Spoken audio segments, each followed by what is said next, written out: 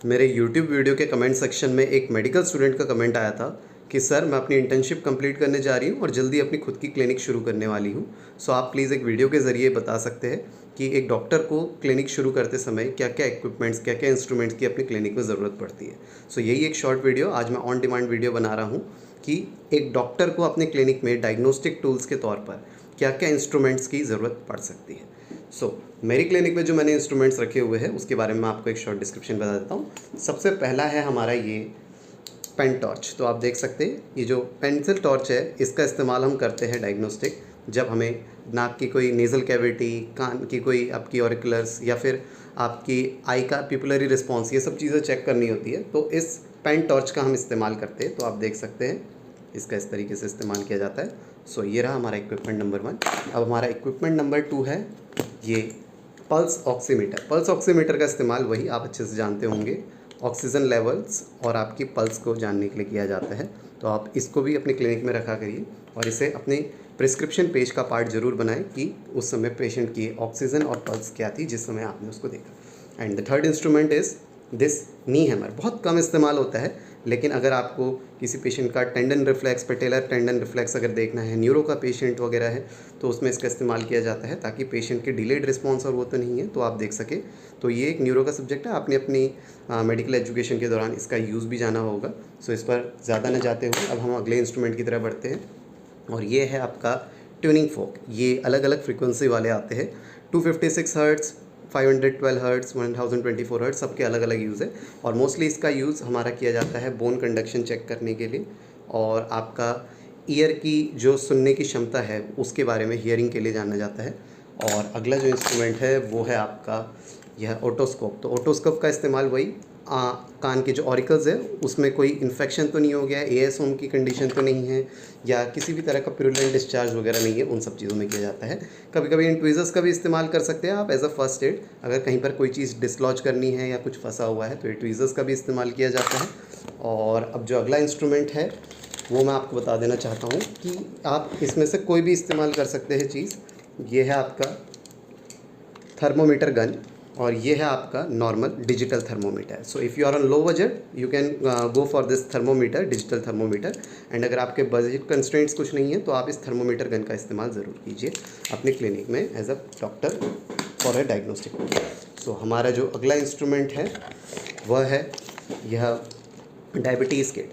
तो अगर आपको इंस्टेंटली किसी का पेशेंट का अगर शुगर लेवल्स जानने हैं तो ये रैपिड किट का आप इस्तेमाल कर सकते हैं, जिसके ज़रिए आप उनकी डायबिटीज़ में क्या शुगर लेवल्स है उसको उनके प्रिस्क्रिप्शन में भी ज़रूर लिखें।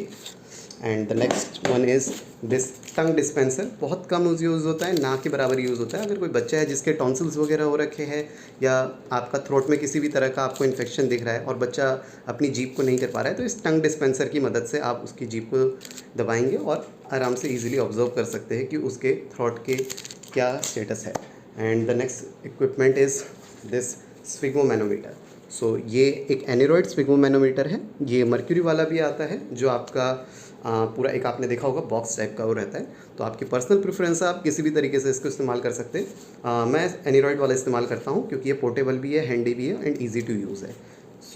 And the next one is this X ray box. तो आप देख सकते हैं आपके बजट के ऊपर है but you should definitely keep it, क्योंकि कोई भी एमआरआई रिपोर्ट या आपकी सिटी स्कैन रिपोर्ट होती है तो आप अगर उसे इस एक्सरे बॉक्स, विजन बॉक्स में देखते हैं तो आपको काफ़ी ज़्यादा हो रहता है। और देखा जाए तो मेरे पास और क्या इक्विपमेंट्स हैं और क्या इंस्ट्रूमेंट्स हैं अपने क्लिनिक में मेरे पास, जो कि एज अ डॉक्टर आपको भी रखने चाहिए।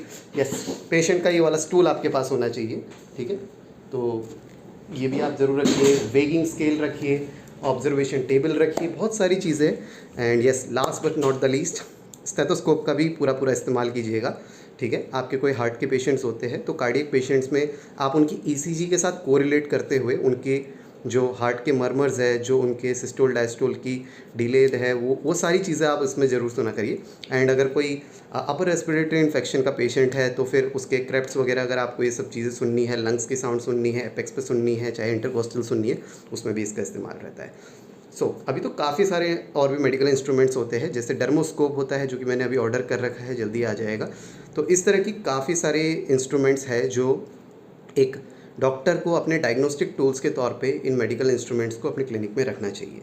एंड मैं यही कहना चाहूँगा कि आप चाहे क्लिनिक अभी शुरू कर रहे हैं, आपको बहुत ज़्यादा टाइम हो गया है, बट ये सारे के सारे मस्ट कीप इंस्ट्रूमेंट्स हैं, क्योंकि यही आपको हेल्प करते हैं पेशेंट की एक करेक्ट डायग्नोसिस पे पहुंचने के लिए और ज़्यादा बेहतर क्वालिटी ऑफ ट्रीटमेंट देने के लिए। सो यही था मेरा आज का एक short video regarding this, what are all the instruments that a new doctor should keep in his clinical practice। सो हमारे दोनों चैनल्स है, डॉक्टर पीयूष पुलारा और कैलाश मल्टी स्पेशलिटी क्लिनिक। दोनों चैनल्स में बिल्कुल एक्सक्लूसिव कंटेंट आता है। ये हो सकता है कि सेम वीडियो आपको हिंदी और इंग्लिश में मिल जाए, बट दोनों में वीडियोस बिल्कुल डिफरेंट रहते हैं। मोस्टली मेडिसिन के रिव्यूज़ वगैरह भी हम उसमें डालते रहते हैं। और तो मेरा आपसे यही रिक्वेस्ट रहेगी, आप मेरा ये वीडियो भी अगर किसी भी चैनल में देख रहे हैं तो दूसरा चैनल ज़रूर सब्सक्राइब कर लीजिए, और इसे तो आप कर ही लीजिएगा, ठीक है। सो आपसे अगली बार मुलाकात होगी इन अ न्यू वीडियो। तब तक के लिए मैं डॉक्टर पीयूष पुलारा आप सभी से विदा लेता हूँ। Have a nice day everyone.